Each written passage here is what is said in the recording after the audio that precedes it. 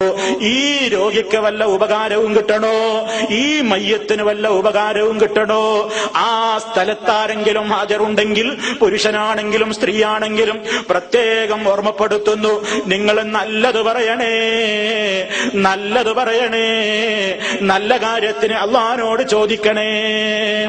ഫഖൂലു ഖൈറാ, നിങ്ങൾ നല്ലത് പറയണം എന്നല്ലേ ഹദീസിലുള്ളത്. ഏറ്റവും വലിയ നല്ല വാക്ക് ഖുർആനല്ലേ.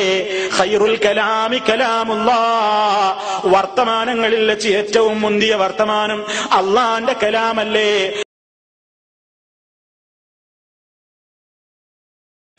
അവിടെ കൂടി നിൽക്കുന്ന മനുഷ്യന്മാര് രോഗിയുടെ സമീപത്താണെങ്കിലും ഇനി ഒരു ജനാസയുടെ സമീപത്താണെങ്കിലും മനുഷ്യന്മാരിങ്ങനെ മരണം ഒരാൾക്ക് ആസന്നമാകുന്ന നേരത്ത് ചുറ്റുഭാഗത്തും കൂടി നിന്നുകൊണ്ട് അട്ടഹസിച്ചുകൊണ്ട് കാര്യമില്ല, അതല്ലെങ്കിൽ പൊട്ടി കരഞ്ഞതുകൊണ്ട് കാര്യമില്ല. രോഗിയുടെ സമീപത്ത് അതേത് നിലക്കുള്ള രോഗിയാണെങ്കിലും ആസന്ന മരണനായ രോഗിയാണെങ്കിലും ഇനി മരണപ്പെട്ട് കഴിഞ്ഞിട്ടുള്ള ജനാസ മയ്യത്താണെങ്കിലും അവിടേക്ക് പോയി കഴിഞ്ഞാൽ ഖൈറായ കാര്യങ്ങൾ അല്ലാഹുവോട് ദുആ ചെയ്യാനാണ് നബി സല്ലല്ലാഹു അലൈഹി വസല്ലം പറഞ്ഞിട്ടുള്ളത്. ഇദാ ഹദർതുമുൽ മരീദ അവിൽ മയ്യിത ഫഖൂലൂ ഖൈറാ ഫഇന്നൽ മലായികത യുഅമ്മിനൂന അലാ മാ തഖൂലൂൻ. പല സഹോദരങ്ങളും ശ്രദ്ധിക്കാത്ത മറ്റൊരു കാര്യമാണ് ഈ പറയുന്നത്. രോഗിയുടെ അരികിൽ പോയി മറ്റുള്ള വർത്തമാനങ്ങൾ പറഞ്ഞു പിരിഞ്ഞു പോരുന്നു. മരണാസന്നനായ രോഗിയാണെങ്കിൽ അവിടെ നെടുവീർപ്പും വെപ്രാളവും ചുടുനിശ്വാസവും അതുപോലെ തന്നെ ഖേദപ്രകടനവും സഹതാപ വാക്കുകളും ഒക്കെ പറയുന്നു. അതുകൊണ്ടൊന്നും കാര്യമില്ല കേട്ടോ. ഈ രോഗിക്ക് വല്ല ഉപകാരവും കിട്ടണോ, ഈ മയ്യത്തിന് വല്ല ഉപകാരവും കിട്ടണോ, ആ സ്ഥലത്താരെങ്കിലും ഹാജരുണ്ടെങ്കിൽ പുരുഷനാണെങ്കിലും സ്ത്രീയാണെങ്കിലും പ്രത്യേകം ഓർമ്മപ്പെടുത്തുന്നു, നിങ്ങൾ നല്ലത് പറയണേ, നല്ലത് പറയണേ, നല്ല കാര്യത്തിന് അള്ളാഹിനോട് ചോദിക്കണേ.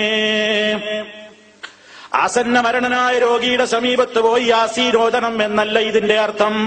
അതല്ലെങ്കിൽ മരിച്ചു കിടക്കുന്ന ജനാസയുടെ സമീപത്ത് ഇരുന്നു കൊണ്ട് ഖുർആൻ ഓതണം എന്നല്ല ഇതിന്റെ അർത്ഥം.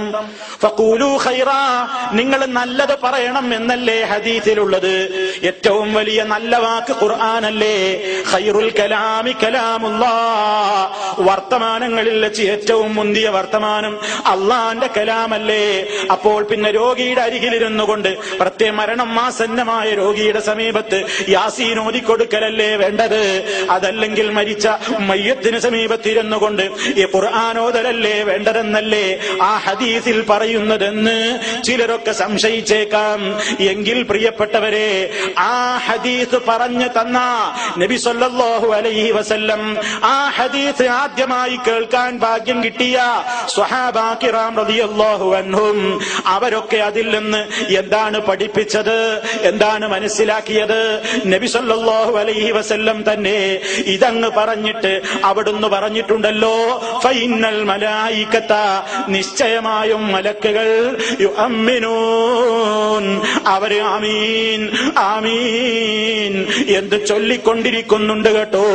അലാ മാ തഖൂലൂൻ, നിങ്ങൾ പറഞ്ഞുകൊണ്ടിരിക്കുന്ന കാര്യങ്ങൾക്ക്.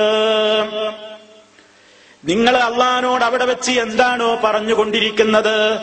ഒരു രോഗിയുടെ സമീപത്തെത്തുമ്പോ അല്ലാഹുവേ, ഈ രോഗിക്ക് നീ ശമനം നൽകണേ, ശിഫയാക്കണേ അല്ലാ. എത്രയോ മര്യാദകൾ രോഗിയുടെ സമീപത്തുണ്ടല്ലോ. ഞാനിപ്പോൾ അതിലേക്ക് പ്രവേശിക്കുന്നില്ല. രോഗിയുടെ സമീപത്ത് ചെല്ലുമ്പോ രോഗിക്ക് വേണ്ടി പ്രാർത്ഥിക്കാതെ എന്ത് സന്ദർശനമാണ്?